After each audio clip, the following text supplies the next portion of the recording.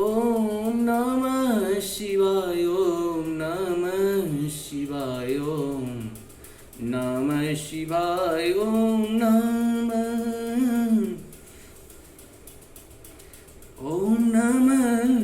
शिवाय ओम नमः शिवाय ओम नमः शिवाय ओम नमः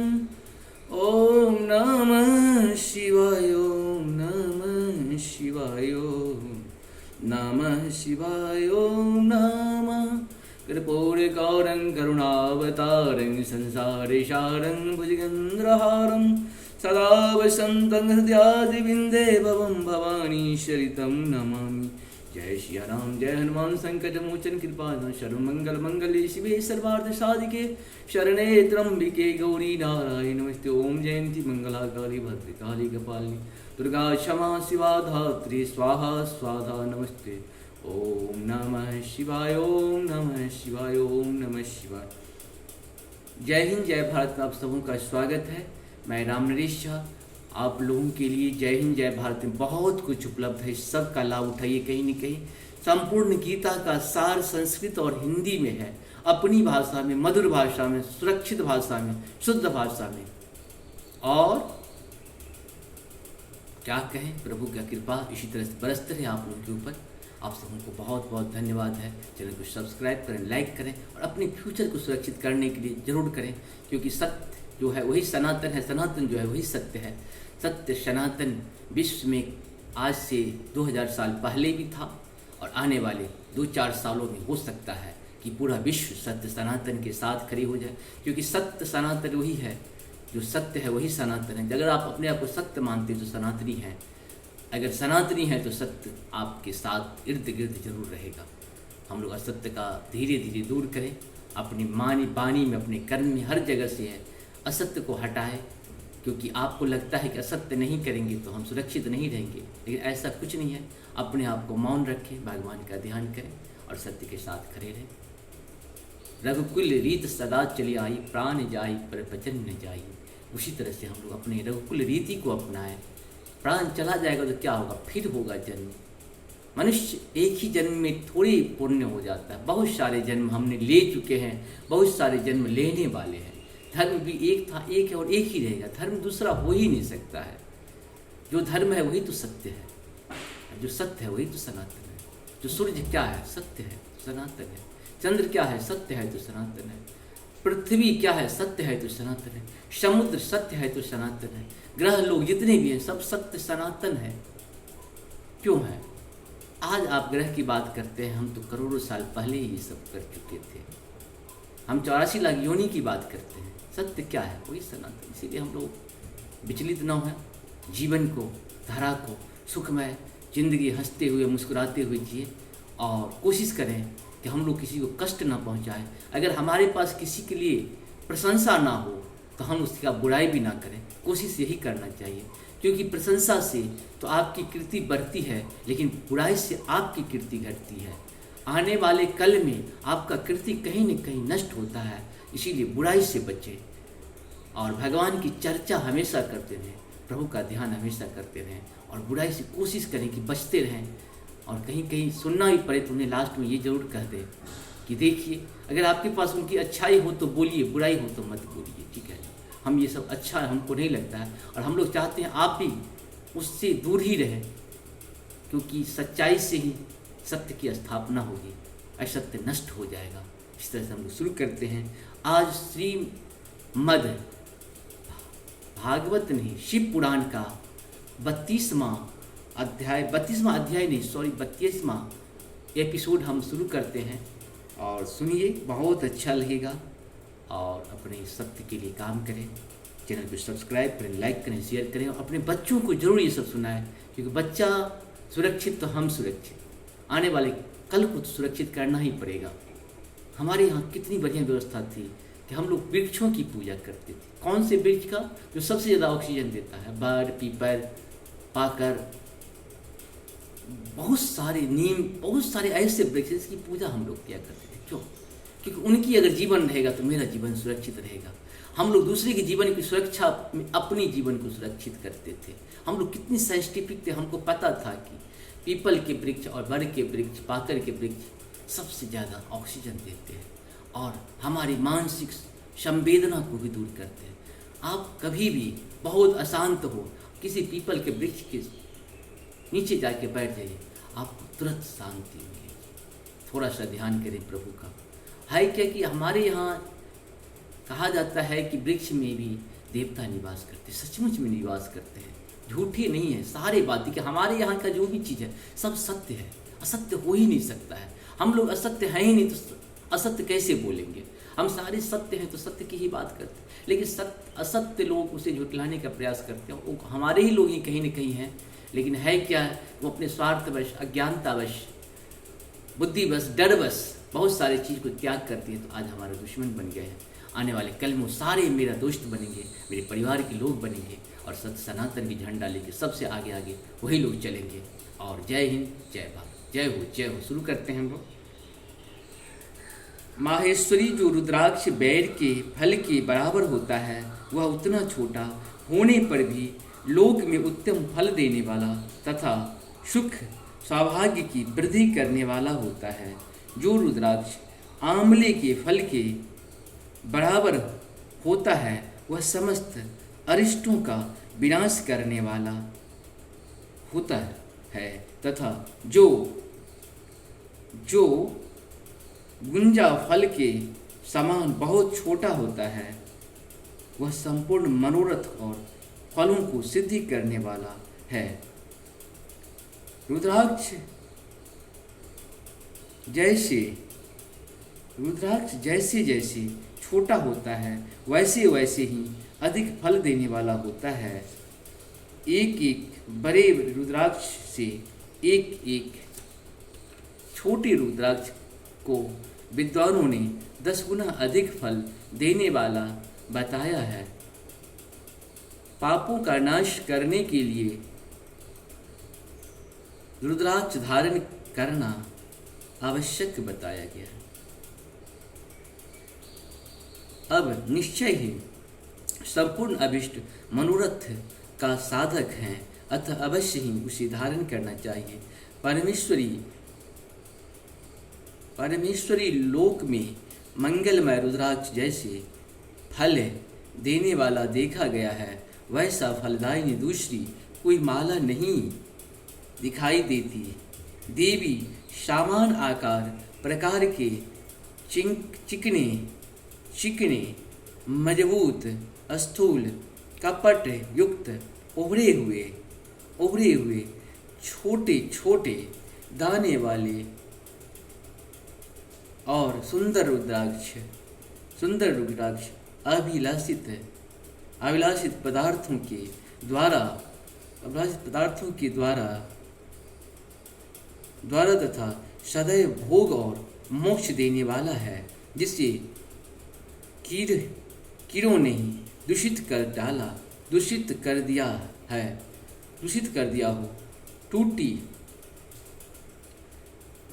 दिया हो,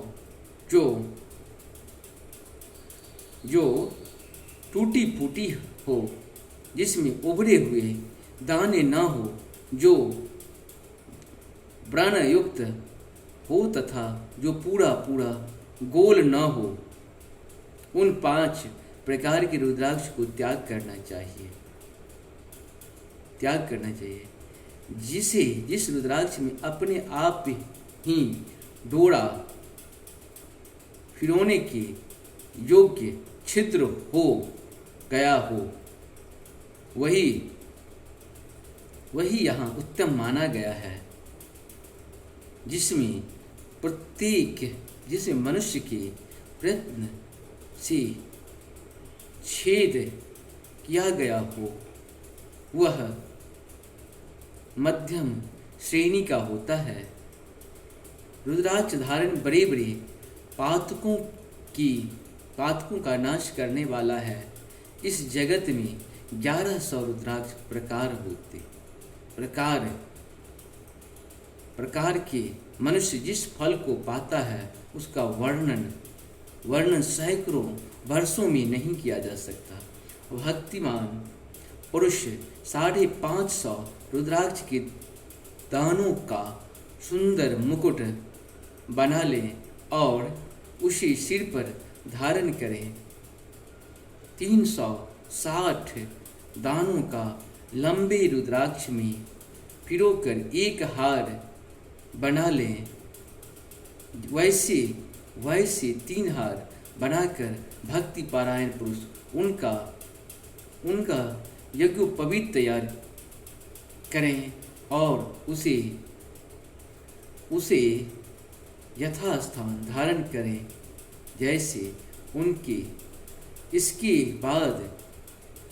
बाद किस अंग में कितना रुद्राक्ष धारण करना चाहिए यह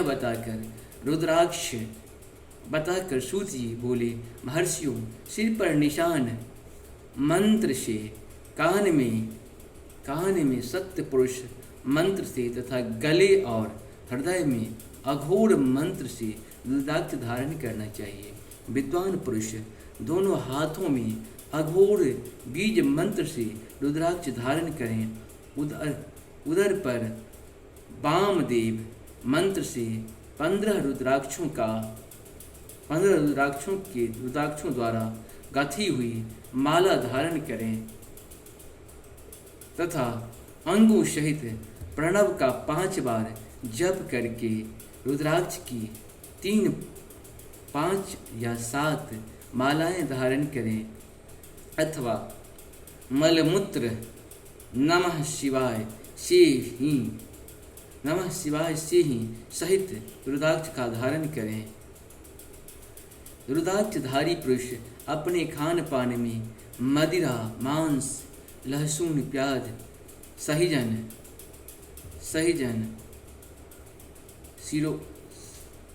लिसोड़ा आदि को त्याग दें। गिरिजानंदनी उमे श्वेत रुद्राक्ष केवल ब्राह्मणों को ही धारण करना चाहिए। गहरे लाल रंग का रुद्राक्ष क्षत्रियों के लिए हितकर बताया गया है। वैश्यों के लिए प्रतिदिन बारंबार पीले रुद्राक्ष का धारण करना चाहिए। वैश्यों के लिए प्रतिदिन बारंबार पीले रुद्राक्ष का धारण करना आवश्यक है और शूद्र को काले रंग का रुद्राक्ष धारण करना चाहिए। यह वेदोक्त मार्ग है। ब्रह्मचारी, वानप्रस्थ, गृहस्थ और सन्यासी सबको नियम पूर्वक रुद्राक्ष धारण करना उचित है। इसे धारण करने का सौभाग्य बड़े पुण्य से प्राप्त होता है। उन्हें पहले आंवले के बराबर तथा फिर उससे भी छोटे रुद्राक्ष धारण करें। जो रोगी हों, जिनमें दाने न हो, जिन्हें कीड़ों ने खा लिया हो, जिससे पिरोने योग्य छिद्र न हो, ऐसा रुद्राक्ष मंगलाकाशी पुरुषों का नहीं धारण करना चाहिए। रुद्राक्ष मेरा मंगलमय लिंग विग्रह है। यह अंतोगत्वा चने के बराबर लघुतर होता है। सूक्ष्म रुद्राक्ष को ही सदा प्रशस्त माना गया है। सभी आश्रमों, समस्त वर्णों, स्त्रियों और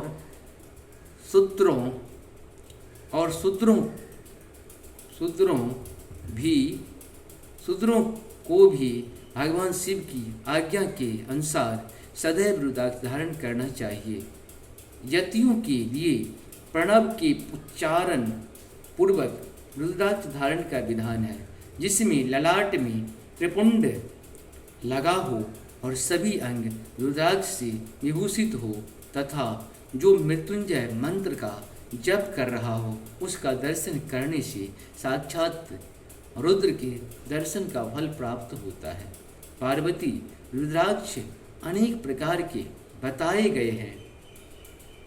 मैं अनेक भेदों का वर्णन करता हूँ। वे भेद भोग और मोक्ष रूप फल देने वाला है। तुम उत्तम भक्ति भाव से उनका परिचय सुनो। एक मुख वाले रुद्राक्ष साक्षात शिव का स्वरूप है। वह भोग और मोक्ष की फल प्रदान करता है। जहाँ रुद्राक्ष की पूजा होती है वहाँ से लक्ष्मी दूर नहीं होती। उस स्थान के सारे उपद्रव नष्ट हो जाते हैं तथा वहाँ रहने वाले लोगों का संपूर्ण कामनाएं पूर्ण होती है। 2 मुख वाले रुद्राक्ष देव देवेश्वर कहा गया है। वह संपूर्ण कामनाओं और फलों को देने वाला है। 3 मुख वाले रुद्राक्ष सदा साक्षात साधन का फल देने वाला है। उसके प्रभाव से सारी विद्याएं प्रतिष्ठित होती है। 4 मुख वाले रुद्राक्ष साक्षात ब्रह्मा का रूप है। वह दर्शन और स्पर्श से ही शीघ्र ही धर्म, अर्थ, काम और मोक्ष इन 4 पुरुषार्थों को देने वाला है। 5 मुख वाला रुद्राक्ष साक्षात काल, अग्नि, रुद्र रूप हैं। वह सब कुछ करने में समर्थ हैं। सबको मुक्त देने वाला एवं संपूर्ण मनोवांछित फल प्रदान करने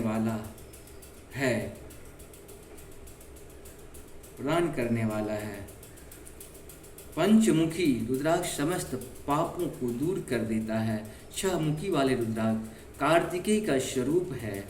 यदि दाहिने हाथ में इसे धारण किया जाए तो धारण करने वाले मनुष्य ब्रह्म हत्या आदि पापों से मुक्त हो जाता है। इसमें संशय नहीं है। माहेश्वरी 7 मुख वाला रुद्राक्ष अनंग स्वरूप और अनंग नाम से ही प्रसिद्ध है। देवेशी उसको धारण करने से दरिद्र भी ऐश्वर्यशाली हो जाता है। 8 मुख वाले रुद्राक्ष अष्टमूर्ति भैरव रूप हैं। उसको धारण करने से मनुष्य पूर्णायु होता है और मृत्यु के पश्चात शूलधारी शंकर हो जाता है। 9 मुख वाले रुद्राक्ष को भैरव तथा कपिल मुनि का प्रतीक माना गया है। अर्थात 9 रूप धारण करने वाले माहेश्वरी दुर्गा उसकी अष्टात्री देवी मानी गई है। जो मनुष्य भक्ति परायण हो अपने बाएं हाथ में नवमुखी रुद्राक्ष को धारण करता है वह निश्चय ही मेरे सामने सर्वेश्वर हो जाता है, मेरे समान सर्वेश्वर हो जाता है। इसमें संशय नहीं है। माहेश्वरी 10 मुख वाले रुद्राक्ष साक्षात भगवान विष्णु का रूप है। देवेशी उसको धारण करने से मनुष्य की संपूर्ण कामनाएं पूर्ण हो जाती है। माहेश्वरी 11 मुख वाले रुद्राक्ष जो रुद्राक्ष है 11 मुख वाला जो रुद्राक्ष है वह रुद्र रूप है। उसको धारण करने से मनुष्य सर्वत्र विजयी होता है। 12 मुख वाले रुद्राक्ष को केश प्रदेश में धारण करें उससे धारण करने से मानो मस्तक पर 12 आदित्य विराजमान हो जाते हैं। 13 मुख वाले रुद्राक्ष विश्व वेदों का स्वरूप है। उसको धारण करके मनुष्य संपूर्ण अभिष्टों को पाता है तथा सौभाग्य और मंगल लाभ करता है। 14 मुख वाले जो रुद्राक्ष हैं वह परम शिव रूप हैं। उसे भक्तिपूर्वक मस्तक पर धारण करें, इससे समस्त पापों का नाश हो जाता है।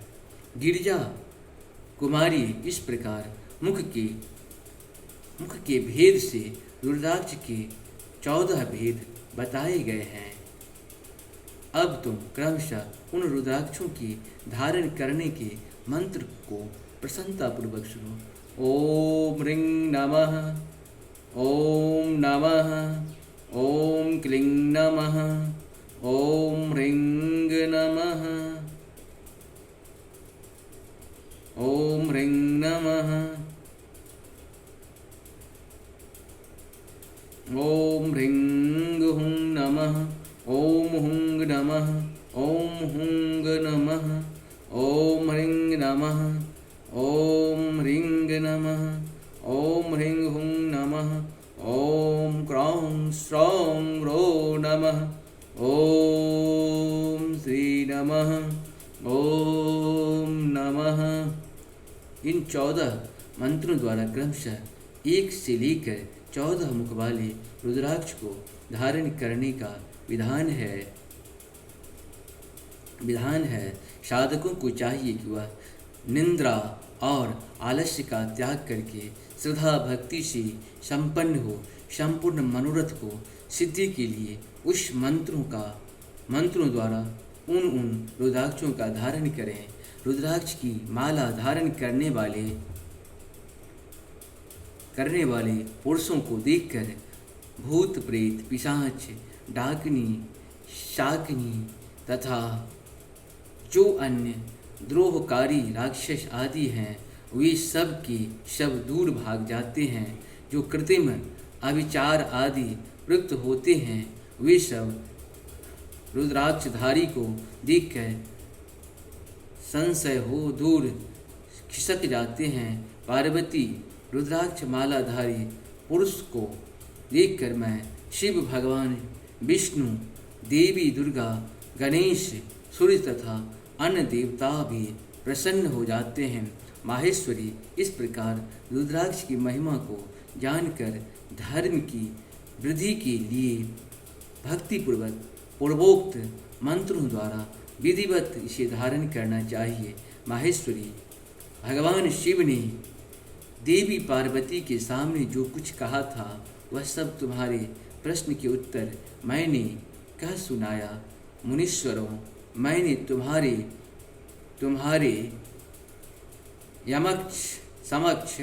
तुम्हारे समक्ष इस बिंदेश्वरी संहिता का वर्णन किया है और इस संहिता के संपूर्ण सिद्धियों को देने वाला तथा भगवान शिव का आज्ञा से नित्य मोक्ष प्रदान करने वाली है।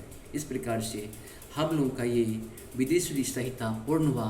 आज फिर हम लोग रुद्राक्ष संहिता प्रथम सृष्टि खंड ऋषियों के प्रश्न के उत्तर में नारद ब्रह्मा संवाद की अवधारणा करते हैं। वे भी सूत जी का उनके नारद मोह का प्रसंग सुनाना। काम विजयी के गर्भ से युक्त हुए नारद का शिव ब्रह्म और विष्णु के पास जाकर अपने तप का प्रभाव बताना। इस प्रकार से अब हम लोग कल जो है रुद्र संहिता प्रथम सृष्टि खंड से आरंभ करेंगे। आप सबों को बहुत बहुत धन्यवाद है।